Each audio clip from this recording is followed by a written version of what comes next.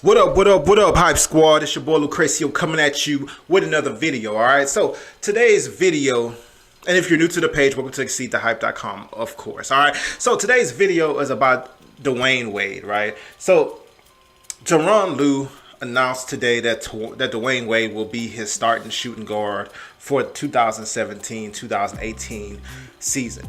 So obviously this means that J.R. Smith is moving to the bench to be a six-man or something like that, coming off the bench.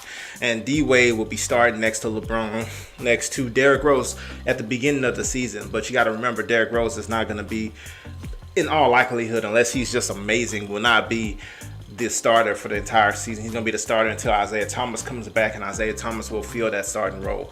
So D Wade, a lot of people thought D Wade may end up in a six-man role, mainly because Derrick Rose will kind of fill the same spots on the floor.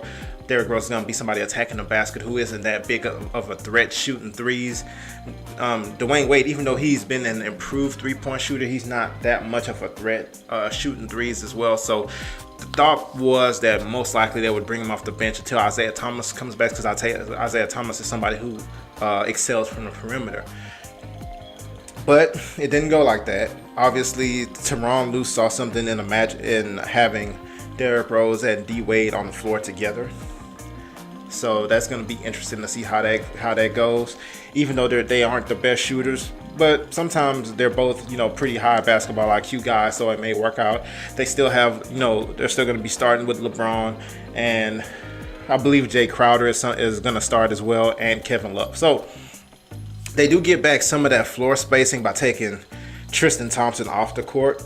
Putting on Kevin Love and taking off Tristan Thompson does give them some of that space that they're missing in the backcourt or whatever. But it will be interesting to see how this works. It's definitely going to be, it's just going to be interesting. So I never thought about a backcourt with Derrick Rose and Dwyane Wade. I always thought Derrick Rose and Dwyane Wade would see the court fairly little at the same time. I thought the lineups would be staggered to really include, if D Wade's on the court, then Isaiah Thomas will be there, and if Derrick Rose is there, then J.R. Smith is there, and we may see some of that. But at least for starting off the season, Dwyane Wade will be starting in the backcourt with Derrick Rose, which will be very, very interesting to watch.